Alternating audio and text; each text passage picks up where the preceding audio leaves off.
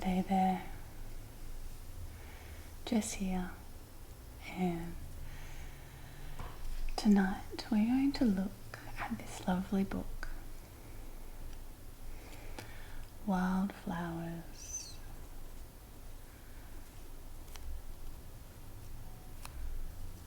of the World. And this book was my grandmother's book. It's got beautiful illustrations from all over the world. But since since I am in Australia, I thought we'd have a look at the Australian wildflowers tonight. Because if we looked through the whole book, it would take quite a while. So the paintings are by Barbara Everard and the text is by Brian D. Morley. And I can actually see, interestingly enough, that the cover has a number of Australian wildflowers on it. In fact, I think all of these flowers are Australian. But let's have a look inside.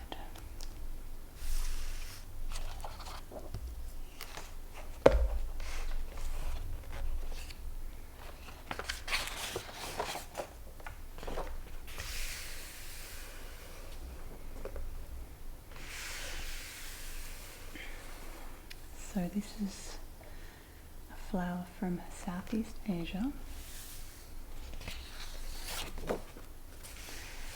and this book was published in 1970. This edition was published in 1973. Also, you may hear my fire in the background. It's the middle of winter here and I'm recording this right near my fireplace for a little bit of extra ambience.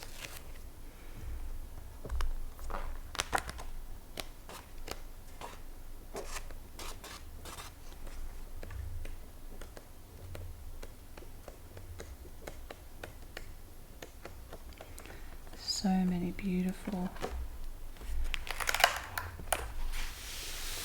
wildflowers.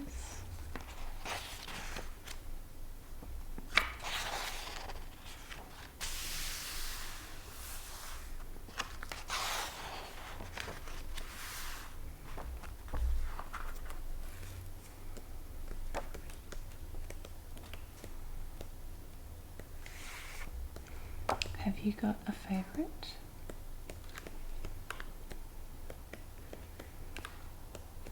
I was going to say, do you have a favorite wildflower? But really, aren't all flowers originally wildflowers?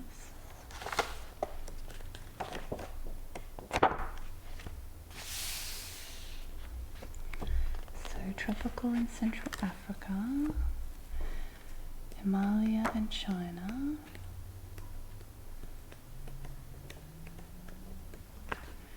South Africa, tropical and Central Africa,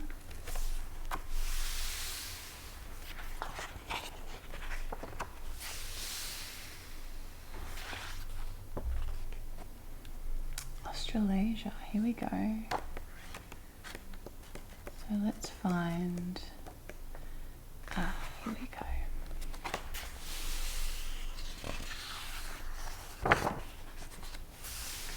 We're moving from Southeast Asia to Australasia.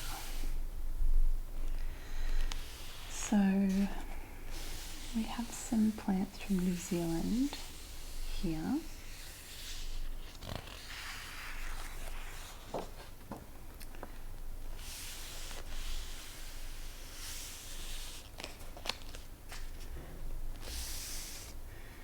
This is very interesting because New Zealand and Australia, of course, share a lot of similar flora and fauna, but we've been separate enough for long enough now that we both have some quite unique plants and animals that are not found in the other country.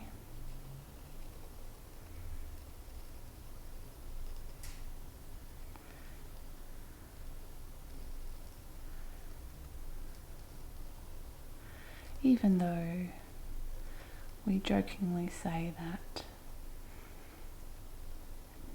New Zealand and Australia are basically the same place. From the outside, you may think that's true, but we're more like siblings or cousins than the same. Our climates are quite different. Our people are different while still being relatively similar.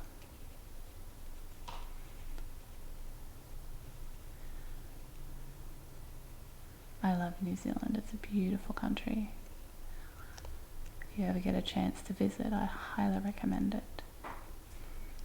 Especially the South Island. Now, I've never been to the big mountain ranges in Europe, but it's basically what I imagine Austria and Switzerland are like, or maybe actually more accurately Norway, because the fjordlands in New Zealand definitely feel very similar to what I imagine that's like.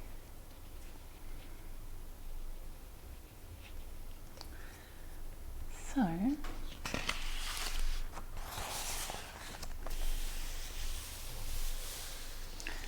now up here, A1, A2 is the Queensland wattle, and this is where I am from in Queensland. Very familiar wattle.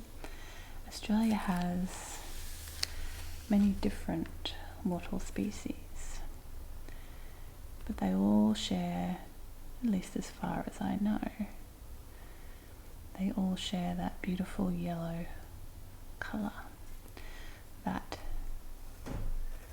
wattles are known for.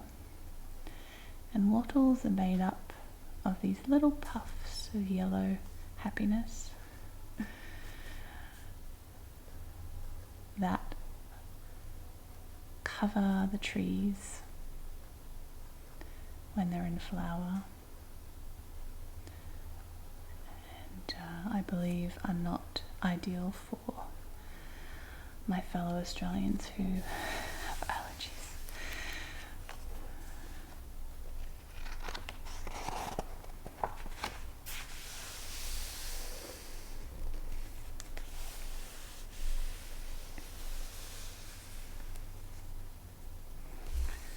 Beautiful flowers.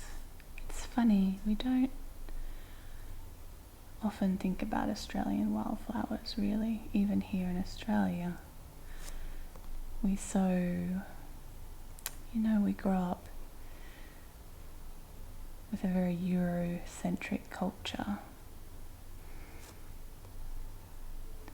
Roses and tulips and other European flowers are quite sought after, and I think we kind of neglect our own beautiful flora and fauna to an extent.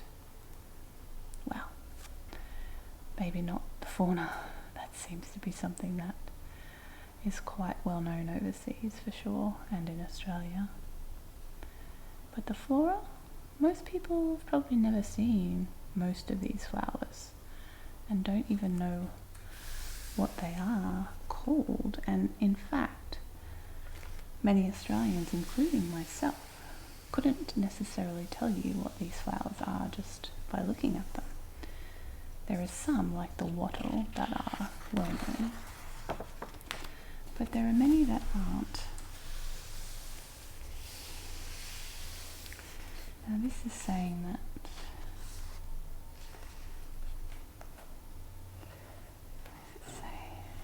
Tasmania, temperate regions, warm temperate regions of southern and western Australia. Interesting.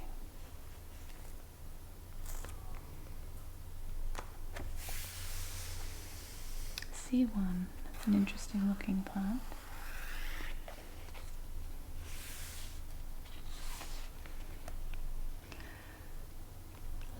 Nostakis verbicifolia, I think.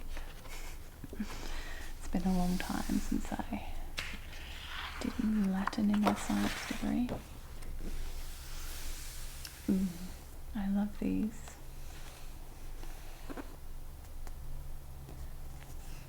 Flycatcher plants.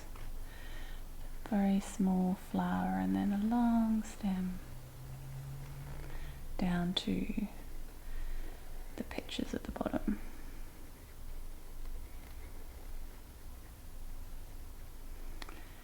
This looks like a paper daisy, is it?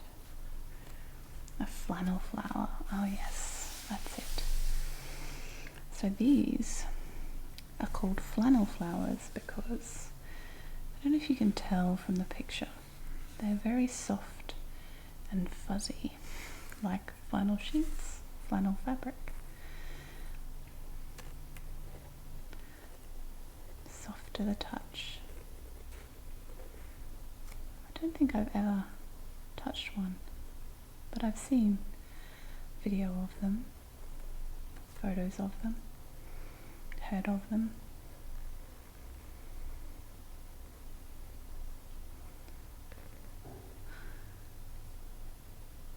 Don't know if you can hear, but my cat Teddy is just over there on the couch having a little bath right now. I'm hoping he's not going to get hungry and start meowing for some food. So this is a very famous flower, the Banksia.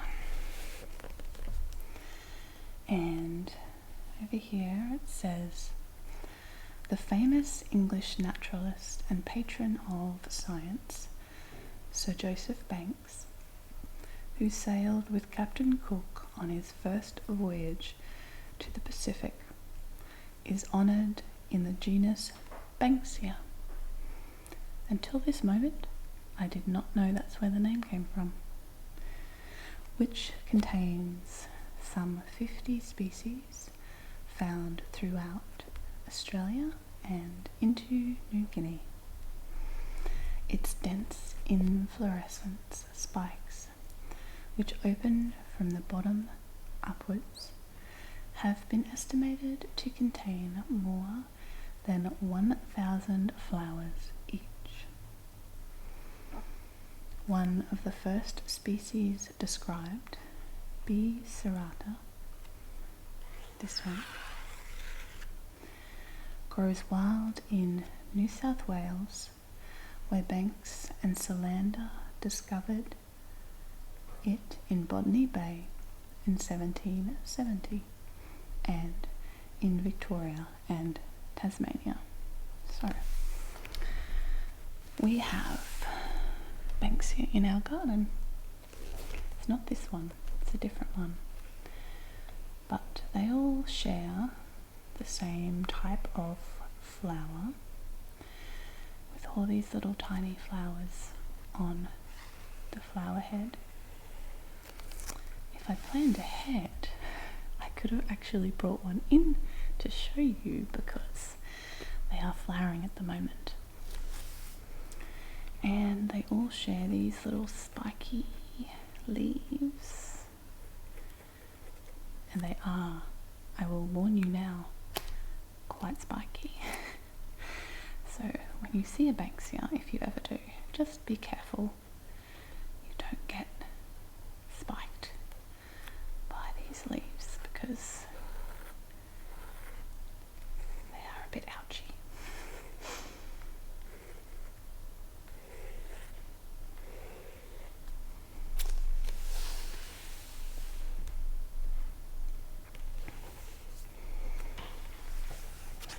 These ones are a grevillea, another very common and well-known type of Australian flowering plant. There's many different types, many different colours, but this little kind of tendril situation here is what you see in pretty much all grevilleas. That's what is familiar about grevilleas. So sort of no matter what configuration they end up in, they always have these little spikes coming out of the main flower body. The birds love them. They eat the nectar inside.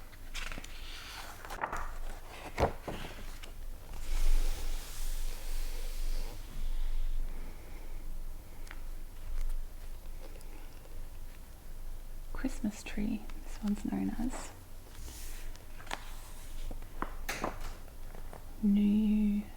Nostakis Floribunda. Maybe.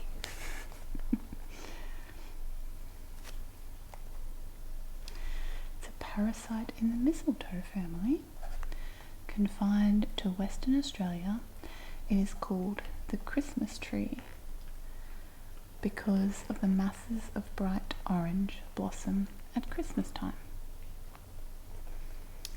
Its apparent independence is accounted for by the fact that it is a root parasite attached underground to surrounding species, even grasses. Many adult plants of Nostakis, is it new or have developed from suckers, and they are frequently found in groups. The name was given by Robert Brown in commemoration of Peter Nuyts, a Dutch navigator who touched on Western Australia, Nuyts Land, and sailed across the Australian Bight in 1627. There is only one species in the genus.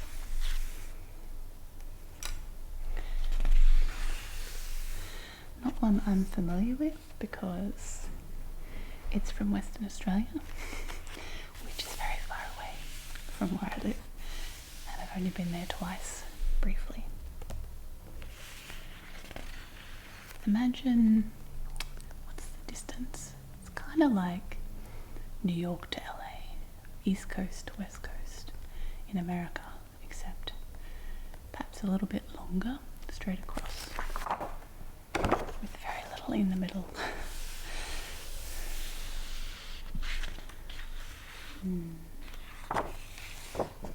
Ah, yes. Here we go.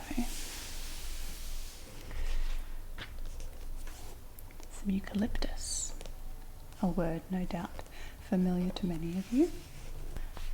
So the genus Eucalyptus is a large one in number of species, about 500, as well as containing the largest hardwood trees in the world. Trees over 350 feet or 107 meters have been recorded in E. reginas. The leaves produced by seedlings and young plants, the juvenile foliage, is usually quite different from that of the adult plants, which shows relatively little variation. Likewise, the flowers, which usually consist of a mass of whitish stamens, are remarkably uniform, but the shape and form of the flower buds and the fruit have proved very useful in the recognition of species.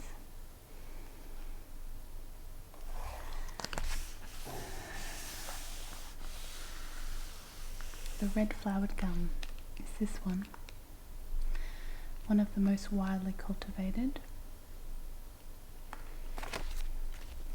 And these are gum nuts, which are very iconic.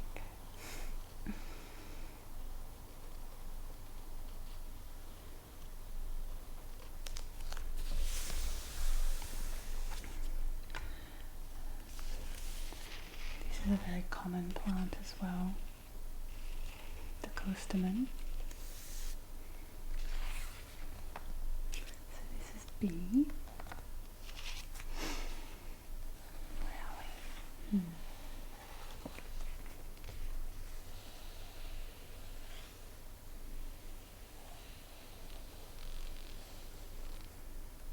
Here we go. As the name implies, kalos, Greek for beautiful, and stemon for stamen, it is in the long, colourful stamens that the beauty of the flowers of callistemon, a genus from Australia and New Caledonia, resides. They are commonly called bottle brushes, and many among them, the long, flowering, brilliant red C. Strichinus var splendens, are widely cultivated and grace glasshouses in temperate areas.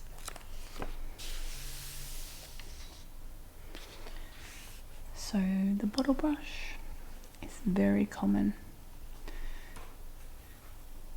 very well known, very familiar Australian native plant. We have a number of these in our garden. We have a reasonably big garden. Well, we live on 1.5 acres, so there's quite a bit of space for trees here.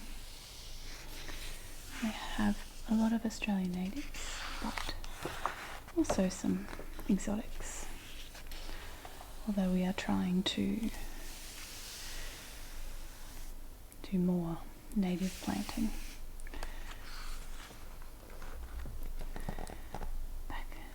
Is it a Banksia? It's this one. What else do we have here? Probably nothing overly familiar.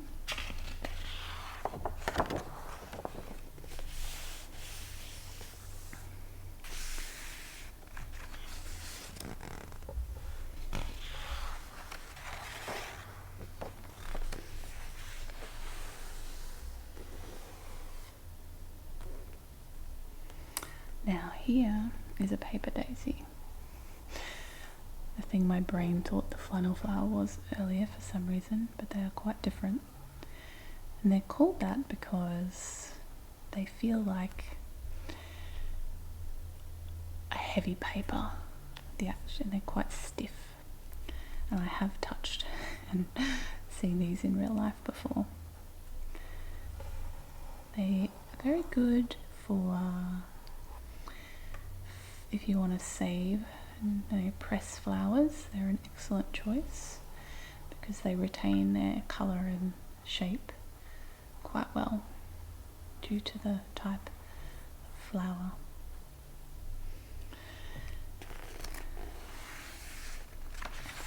Okay. Billy buttons.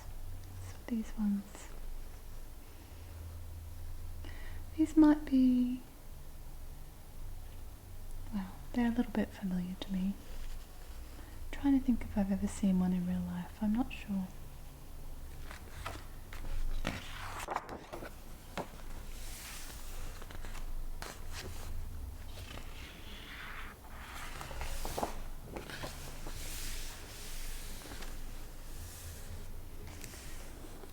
This is the one, I believe, that was on the cover. Yeah. You can see the Banksia on the cover. Some what looks like Eucalyptus. These look like the Stewart's Desert Pea. I think that's what those are. Hello, train. C5.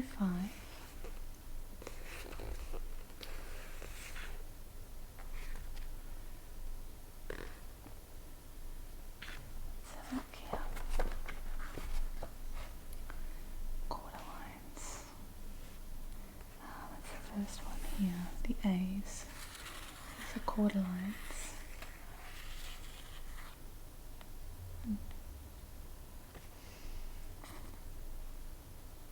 So the grass trees, this is interesting. Quarter lines, I didn't realise were kind of native to Australia.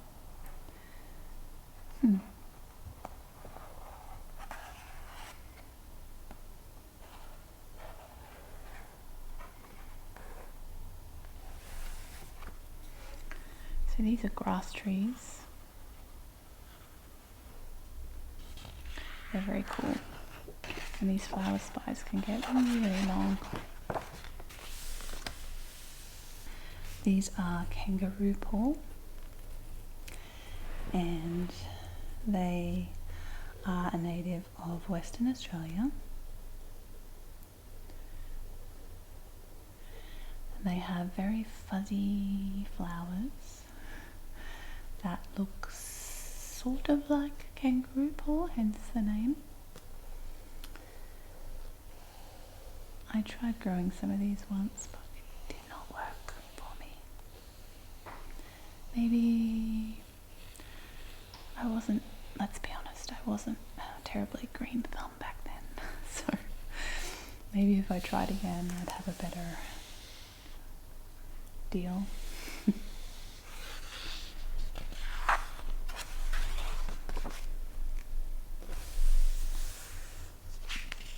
We've got a number of orchid species, you can see here. A whole bunch of different ones. Oh. D, where's D? Here. Flying ducks, because they look a little bit like flying ducks.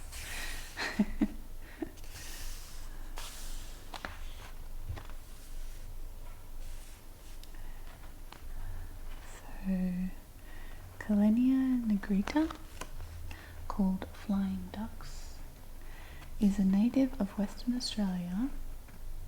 Let me just pause here and clarify that Western Australia is the place with the most wildflowers of the country. That's why it keeps coming up. In Jarrah and Mallee country, where its colouring makes the plant scarcely noticeable against the ironstone ground on which it grows. The sepals and petals are inconspicuous, but the column is pouch-like and a hinged lip fits in the mouth of this pouch. The lip is irritable and when at rest is poised above the mouth of the pouch. When an insect enters the pouch, the lip flicks down vertically to trap the animal.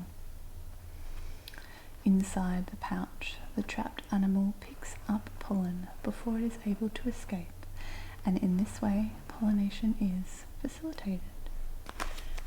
So it doesn't hurt the animal, it just piggybacks. And now we've reached the end of the Australian section of the book. So let's have a little flick through the rest, shall we, before we finish up.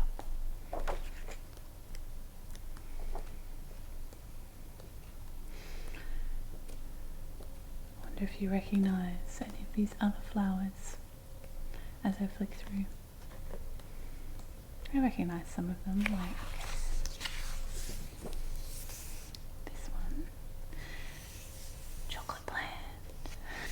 thank you for letting us have chocolate.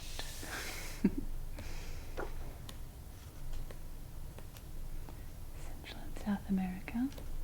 Oh, that's pretty. What's that one? Look at that. Beautiful water lily.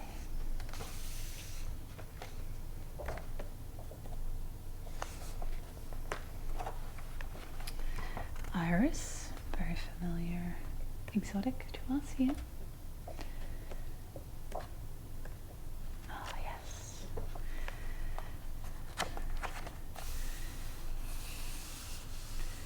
Now these, the prickly pear, that's what they look like.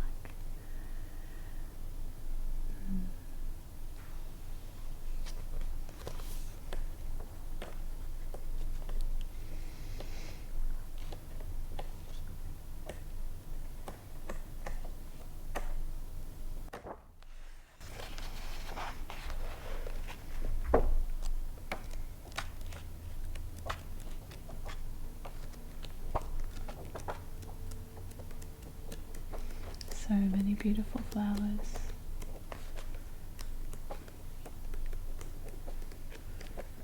What's your favourite? If you're still awake and watching this, let me know what your favourite wildflower is in the comments below. I'd love to hear from you.